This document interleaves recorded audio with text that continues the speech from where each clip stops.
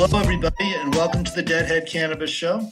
This is Jim Marty reporting from beautiful Denver, Colorado, where they've been putting up the Christmas lights here today. Jim, how you doing? It's Larry Mishkin, and I'm here talking to you from my home in lovely Evanston, Illinois, where we are certainly moving in the direction that most people think of when they think of Chicago this time of year. Warmer days, but very cold nights with not a lot of sunshine. I'm waiting for them to put up the lights in downtown Chicago, but unfortunately, our numbers have been rising, and it looks like we might be facing another lockdown for a while here, which, while unfortunate, for society at large, continues to be nothing but a boon for the legal cannabis industry. And the more we're locked down, the more the business seems to go. Which is very nice. Of course, it would be nicer if we had another 75 dispensaries to be servicing the public. But as you and I have been talking about for a while, Jim, nothing new on that front. We're all still waiting and waiting and waiting, and we'll see if and when the state ever decides to issue those licenses so that we can expand this industry out and really make it a good one for everybody. Yes, a few comments there is. In various states over in Nevada, their delivery services are going gangbusters. Here in Colorado, we don't have delivery, but we do have curbside pickup. So this industry is thriving. I think I've mentioned that we'll do well over $2 billion in Colorado this year in cannabis sales at the retail level. And other things are going on too. So we can talk about a podcast that will promote a podcast we're doing tomorrow for the Trep School. And they're also in Illinois. Do you recall the town they're in? I don't off the top of my head, but they seem to be a very interesting group that actually operates as kind of a school for individuals. A lot of it, I do believe, to be social equity based, so that individuals can have an opportunity to really learn about the cannabis market and the way things work, both from a cannabis perspective and a business perspective.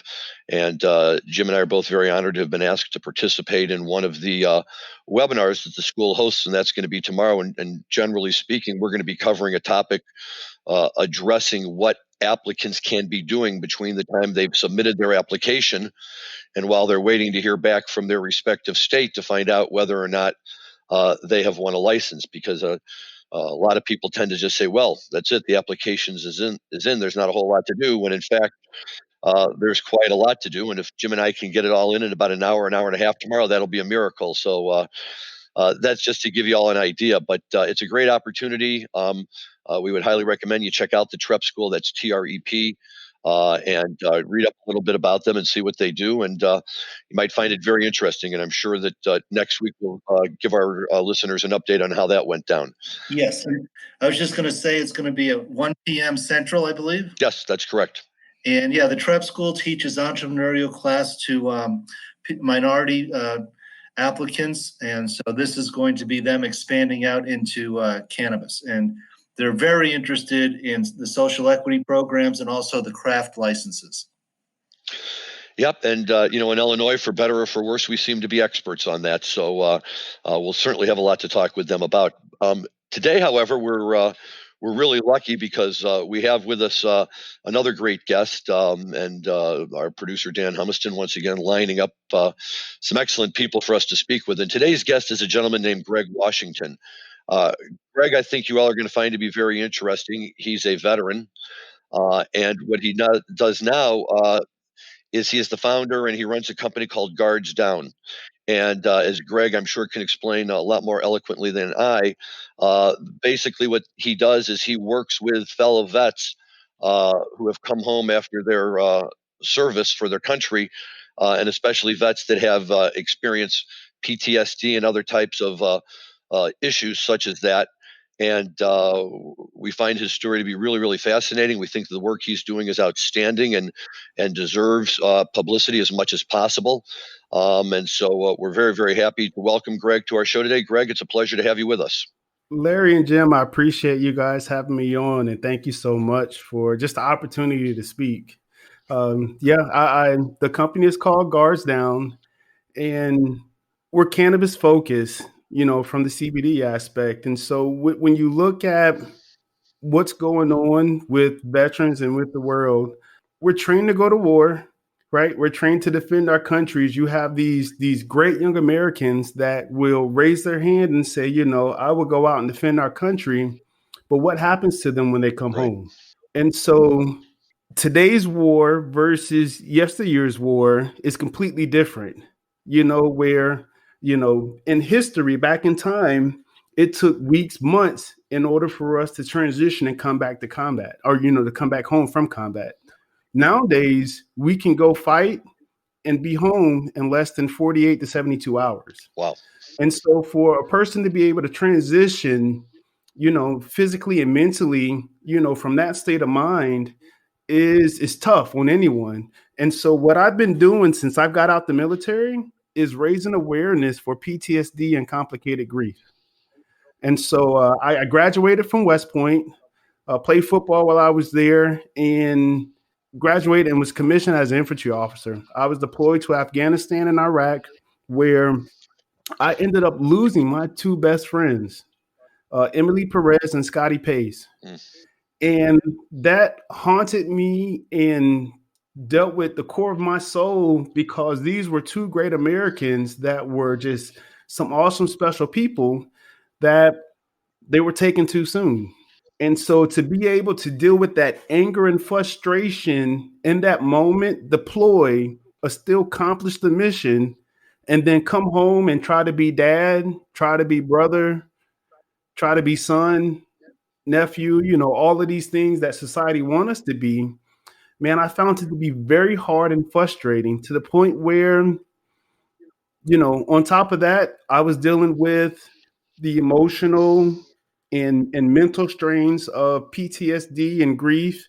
And I was also going through my own, issues of nerve damage and, a TBI and PTSD and insomnia, on my own from the missions that I was on. And so I found myself one day wanting to commit suicide. Wow. And if it wasn't for my baby cousin, a family member, checking on me and just calling and say, "Hey, cousin Greg, what are you doing? Me and mommy, we're broke. We're going to go to Walmart and window shop. You want to come with us?" Things would have been completely different for me. Wow.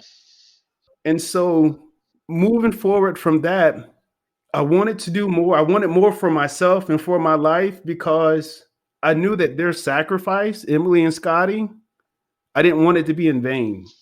Sure. And so I wanted to have more. I climbed the corporate ladder. I started my own business. I went and got extra schooling, but I wasn't fulfilled.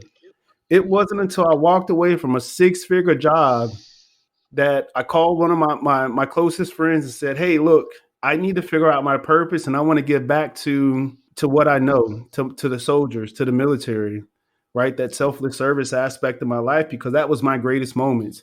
And so I called him, and he helped me. He's a life coach. His name is Jerome Myers, and we walked through and figured out how to create Guards Down and how to start giving back. And so I have a for-profit, I have a podcast and a nonprofit that I'm working with that help raise awareness for PTSD and complicated grief. We're looking at it from the standpoint of, cultural sensitive therapy.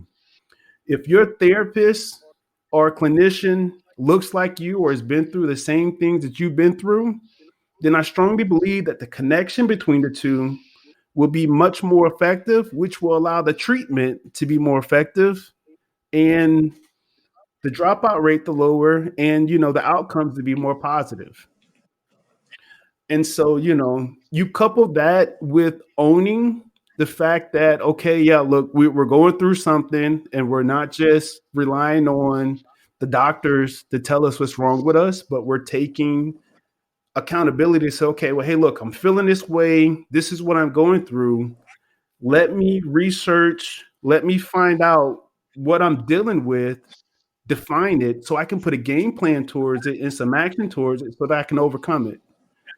And so, we're all about alternative medicine and healing, and giving people those tools and that research knowledge for them to be able to understand what, they're physically going through, to be able to help themselves. Because the whole thing is, I want to be able to help someone that is dealing with suicide, and not just me, but guards. Now I have a whole team, and I mean, we are fully focused on just being able to provide people with the tools, techniques, and knowledge of how to save yourself. Very interesting, Greg. And how does cannabis fit into your program?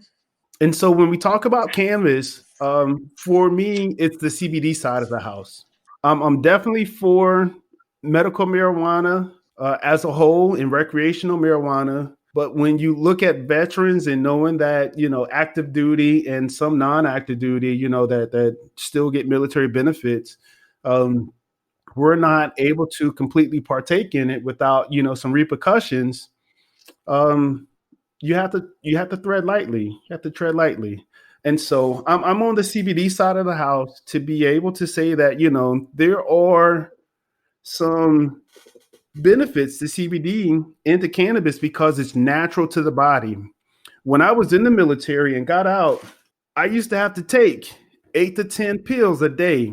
This bag that I'm holding up, this is what I would have had to take within a year's time frame just to sustain myself because of all the things that I was dealing with, from nerve damage to headaches to just being sore and in pain and being numb. And so I found that cannabis in itself, right, all of these natural properties help you heal and doesn't cause you to have all of these bad and negative side effects that opioids would potentially give. And so that was my focus and my reasoning for jumping into, the whole cannabis industry in 2012, 2013. Now, I will say being black in cannabis was a obstacle in itself on top of just trying to get into the cannabis industry. And so, having to make that pivot from cannabis to CBD is where I've been at for the last 2.5 years. And so guards down is what I truly been focusing on, to be able to provide people with a approachable solution to alternative medicine when it comes to cannabis. Greg, let me ask you this. During your time in the military, what was your experience in terms of what you saw? Is there a lot of cannabis use among soldiers in the military while they're on service? We always see the movies about Vietnam and the soldiers, who would sit around and smoke joints. Is that realistic? Do soldiers actually use cannabis? Heck no, I would say something else, but no. Okay. On active duty service, when you look at it and going into theater as well as being in garrison environment, your command tells you cannabis is illegal and you're not allowed to use it just because it was a Schedule One, drug. And so nowadays you don't get soldiers that will use it because it's against the rules and regulations of the Army. Now, when it comes to topicals, right, that's a different story. You can use a topical cream to apply to an area that's ailing, a pain cream or a relief cream, in that sense. But anything that's edible, the military warns against it, because if you come up hot, you got to deal with those consequences. Well, Greg, let me ask you this then. Do you find it sometimes to be a challenge to work with guys who have been in the military and have been basically hearing the whole time, say no to drugs, say no to drugs, say no to drugs, and then they want to come work with you, and now all of a sudden, cannabis is being introduced back to them, or maybe for the first time. Do you find that there's a little struggle there to kind of win them over to your side, to see it as something that's beneficial instead of something that's potentially harmful? I do find it as a struggle, and I like it because it's a history lesson. Sure. Right, in itself. So, to talk about why marijuana is a Schedule One drug, you take it back to the early years. And once you explain, what was going on in those time frames and bring it to the point of, well, hey, now look, we're dealing with an opioid epidemic, and to explain the natural effects of cannabis and how it helps the body, I mean, it's a easy sell for anyone, once you get behind the science and you start to, really learn and do your research about it. Well, especially on the, as you put it, the CBD side of the house, have the high, and that high can lead to anxiety. So going on the CBD side, you don't have that added level of anxiety that some people get when they smoke marijuana. Correct. And that's the good part, because and a lot of folks, when they ask, well, what's the difference? I tell them, when you're dealing with cannabis and THC, that's the head high. That's from the neck up. That's the euphoric feeling that you get when you're smoking. Now, when you're taking CBD, that's the body high. That's from the neck down. That's when you start to feel relaxed. That's when like the senses start to just, lack of a better words, jail, and you feel in a much calmer, safer state. And so I always tell people, don't knock it until you try it, because CBD is very beneficial. You can take a CBD product and you could literally get rid of 2 to 3 different pills that you have in your regimen on a daily basis, because of the natural effects of that cannabis does for the body. And how many participants do you have in your Guard Down program? The Guards Down program, it's fairly new. We roughly have 125 members that are part of our closed group program, but we're reaching 1,000 followers right now. And so we are at pre-rev, right, from a business model of being able to launch. So within the next 2 months, we're going to be launching, the full suite of Guards Down and what we're doing and offering to the public. So you'll look at CBD products. You will look at a knowledge-based center of being able to learn about CBD, learn about PTSD and complicated grief, and get connected to counselors and life coaches and a community of people that will help you along the way.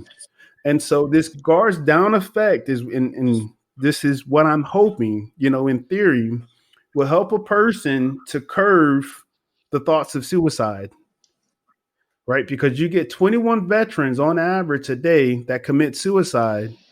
And a lot of us suffer in silence because we're afraid to go to counseling. We're afraid to, open up to our family, and we're afraid to say anything at work because of the stigmas that are associated with it.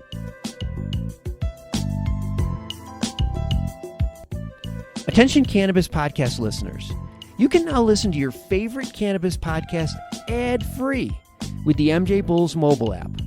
Just download the free MJBulls mobile app to your smartphone to start enjoying cannabis podcasts with no commercials. Go to Apple Apps or Google Play to get the MJBulls Cannabis Podcast app today. One last question for Greg before we jump out of here. And I heard you mention this right at the very beginning, Greg, and I hope won't mind my irreverence for swinging back to it. What position did you play at Army? I played outside linebacker. And here's my other question. Did you ever beat Navy? We did. My freshman year was the time we beat Navy before they went on that long 9 to 10 year stint of winning. But my freshman year, my plebe year, was the last time we beat Navy. Okay, I always cheer for Army in that game. Just because I don't like Roger Staubach, but that's another story. I get you.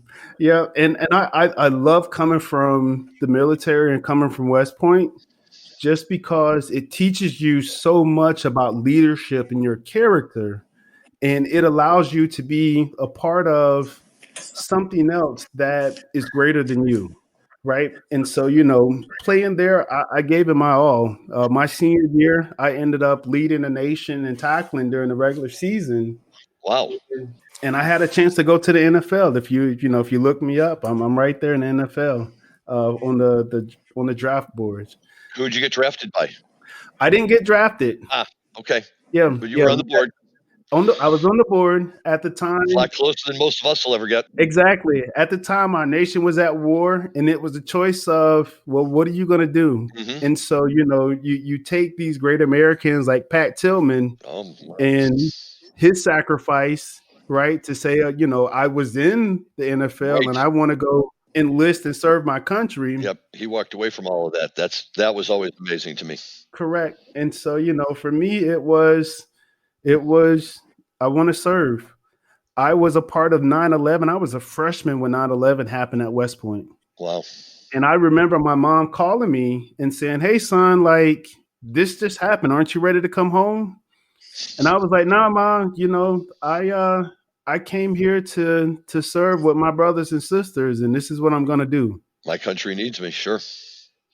And so, that's the route we went. She shed some tears. She made me cry myself. But at the end of the day, my heart and mind was made up that I wanted to serve my country and be there for my brothers and sisters in arms. And now you're still there for him on the back end too. Indeed. That's wonderful. Wonderful. Well, this has been an excellent interview, and thank you so much for joining us here, Greg. Oh, one other thing, I'm sorry, Jim, I keep cutting you off here. Tell us about your podcast really quickly. When does it air, and where can people find it? Yes, so my podcast is called Guards Down, and I'm through Buzzsprout. You can find me on all the major outlets: Apple Podcasts, Google, and on Pandora. Just type in Greg Washington or guardsdown.com or Guards Down, and you will see me. We air every Tuesday, and we have some very heavy but inspirational episodes where we have soldiers, military personnel that have gone from victim to survivor to hero because they're telling their stories of what they experienced and what they've been through to help others. And so, I always tell a person, you die twice, once in the physical form and the last time that your name is spoken. And so for our soldiers, our military personnel that are out there, I invite them to come onto the show to tell their story because I want to be able to help them leave a legacy of the people that they lost, that they love the most, to be able to honor them in that way, and also help others that are struggling, dealing with suicide and depression, to be able to get some tools in their toolkits to help them fight another day. Excellent. And you said it's guardsdown.com? Well, it is guardsdowns.com. That's the website. You'll be able to find all of our stuff on there. And if you wanted to search for the podcast, it's Guards Now. Okay, excellent. And once again, thank you for being on our show. Very much appreciate it. Absolutely. One of the things we do typically at this point, Greg, is true to the name of our show. We make a sharp pivot away from all things marijuana, and although it's not always pivoting away from marijuana, depending on who we're talking about. And Jim and I like to kick around stories of the good old days, the Grateful Dead, Fish, and stuff like that.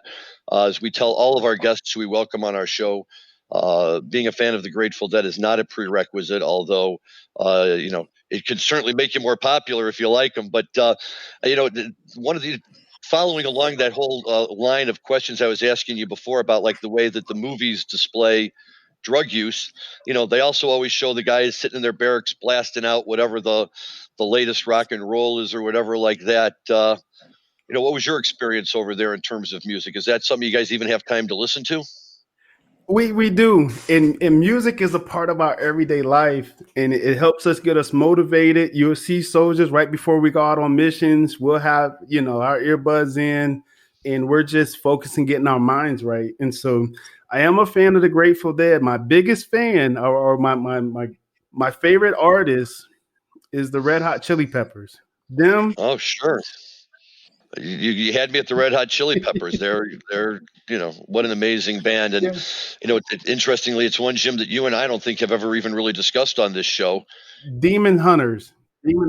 Oh, the Demon. Them I'm not as familiar with, but Red Hot Chili Peppers, they're very popular in my family. My kids like them, my wife likes them, and why not? They're great music, and Anthony Kiedis and all of those guys, man, they just come out and make it happen. Indeed, my first concert. And this was my first concert, and it is so sad, was at the age of 31 and it was to go see the Red Hot Chili Peppers. That's not sad. Welcome to the party, man. It just takes some people a longer time to show up. That's all. Where did you see them? Oh, I was here in New Orleans. They were at the Superdome, and I mean, like, when I say they put on a show, like, I was like, "Yup, I'm good. Like, I'm glad I'm here." Do you ever make it over to Jazz Fest when they're having it? Oh, I go to Jazz Fest. Jazz Fest is my treat. So my birthday is May 2nd. Oh, and so perfect. that second weekend of Jazz Fest Yep. is when my birthday. So that's always my treat to myself. I always make it out so that I could see Maze and Frankie Beverly. Oh, sure. They got great stuff down there. That's lovely. That I've gone a couple of times. I've got friends who go every year, and if I could figure out a way to get down there every year, I would. I like to call it Lollapalooza for adults. Exactly. My first year here in New Orleans, I think I gained about 20 pounds just trying to, like, eat all the different foods and stuff. Right.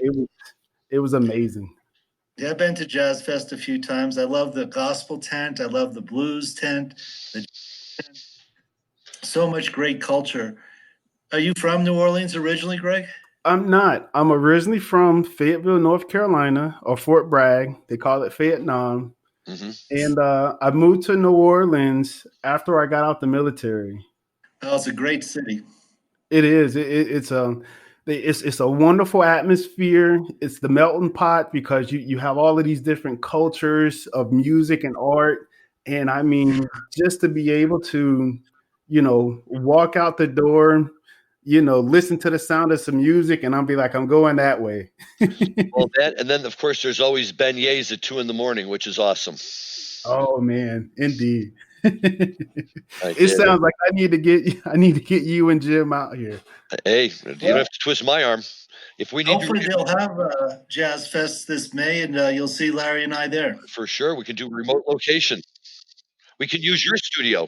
I know we just recently got a notice where they weren't going to do Mardi Gras this year. There weren't going to be any floats for the Mardi Gras parade this year. So I'm hoping that, we'll bounce back. Everybody do what they're supposed to. Yep. And COVID pass, and we'll be able to get back to a normal, regular life. That would be wonderful, wouldn't it? Live music, man. We're all jonesing for it. Indeed. Well, I think we'll let Greg go, and then Larry, you and I can kick around a few things here for a few minutes. Sure. Greg, thank you so much for being on the show today. It was really a pleasure to have you. Your story is fascinating and inspirational. I hope that, our listeners have enough of an interest to follow up and track down Greg on his websites, and also tune into his podcast and hear what he has to say, and just as importantly, what his guests have to say, because while it's easy for us guys to sit here, and shoot the breeze all day about marijuana and, the Grateful Dead, the people whose attention, we really should be who we should really be paying attention to are the folks who go overseas and help protect us so that we can afford to sit around and talk about the Grateful Dead and marijuana. So thank you for all of your service. Thank you for your service with service members afterwards. And hopefully we will speak with you again soon. Indeed. I appreciate it, Larry, Jim, Dan, you guys. Y'all take care. Okay. Thank you, Greg. Right. Thanks, Greg. And otherwise, Jim, I think what else you got for me today? Not much. We're so far into the pandemic that there's just not been a lot of music. No, and it is definitely a little frustrating, I think. I've been talking with friends all over, and everybody's, looking for a place to grab a show here or there. The drive-in shows seem to be becoming very popular around the country. A buddy of mine and our good friend Alex Wellens, just out in San Francisco the other day, went to see who did he tell me he just went and saw? I can't think of their name. I'll think of it in a minute. But kind of an alternative band that's big out on the West Coast, and the Mother Hips, and really enjoyed that show. But it's hard. Not again. We know who we like to see, and I tune into all of the podcasts. They've been doing a great thing with on Fish TV with showing Trey's weekly sessions at the Beacon Theater, which have just been outstanding. The musicians he's bringing on to play with him, and all of it is great. But for those of us who like this kind of music, it's not just because we like sitting around listening to it. It's because we like to be there and be in the middle of it, and wait for the unknown and what's going to happen this show that's never happened before, and we want to be there for it, and just being with all of our friends and in that environment. And I have to say that as much fun as it is watching and listening to these shows, it also creates a little bit of homesickness not being able to be out there doing the real thing. Yes, it sure does. Well, as we were talking with Greg Washington, hopefully we'll have Jazz Fest. Hopefully this vaccine will be out shortly and will take effect, and we'll be over this pandemic. I do have a small musical plug. Our son Jack Marty's band Swerve, they went to the studio and recorded a CD of all original music, and so look at that on YouTube and other various outlets. But the name of the band is Swerve. Okay, well, let's talk to our good friend Dan Humiston about getting some notice on our webpage for that as well. That's that's family, for God's sakes. Yeah, he was in the studio and recorded on the same grand piano as How to Save a Life was recorded on. Really? Yes. Wow. And what was the band that did How to Save a Life? Oh, God. It was at the show. It started that a medical TV show. I'm chuckling because it was the first concert that my son ever saw, and my wife took him to go see it. And now, of course, he's very big on The Fray is the name of the band. Very good. Thank you. Well, I'm thinking Google, and my ability to type it up very quickly and still be able to talk while I was doing that. But, he went off to see The Fray and came home, and, I had my own little quiet internal chuckle until I said, hey, you know what? Live music is live music. It doesn't matter who it is. And as long as you're going and seeing it, you're having a good time. Very good. Well, I see we're coming to the end of our time slot. This was a very, very good show. Yeah, I really enjoyed it. We can't say enough good things about people like Greg. There's so many people who we come across who are in this industry to make money, and there's nothing wrong with making money. And if you can make money and make people happy at the same time, all the better. But a guy like Greg, really goes beyond that, and he sees cannabis as a way to really help people, and not just help people, but help these people who are really, I think we would have to all acknowledge, probably the most, special people we have in our society, the ones who are willing to risk everything to protect the rest of us. And, depending on what decade you're in, sometimes it's fashionable to slam the military. Sometimes it's fashionable to love the military. But at the end of the day, I think we all have to respect the military. Oh, absolutely. Because it is. In this world, they're the ones who keep us safe, and they're the ones who let us live in a society where we can have legal marijuana and we can go listen to bands like the Grateful Dead, and you don't have to worry if the message isn't perceived by the right people as being, positive or not. And sometimes I think we all take that for granted. But what Greg had to say was great. And again, I would really encourage people to go listen to his podcast as well. Yes, and I'm sharing a thought with you, Larry, that we should do an entire show on the CBD side of the house, as he put it. I think that's a great idea. We've touched on it plenty. There's been a lot of topics out there that we've addressed, but there's certainly more than enough material for us to sit down and, devote one or two shows even and really focus on the CBD side so that our listeners can have a real understanding of where that's at right now in terms of legality, what its future is as far as the federal government is concerned, and really, what its benefits are and why it's something that should be looked at and taken as seriously as the marijuana market. Yes, and there's so many now offshoots. There's CBG, there's Delta 9, so we can definitely fill a show. We'll do a little homework and research so we have a good show for everybody.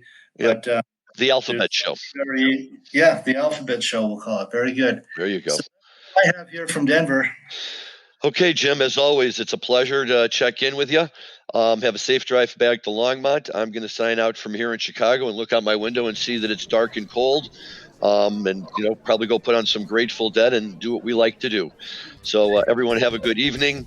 Stay safe and enjoy your cannabis responsibly.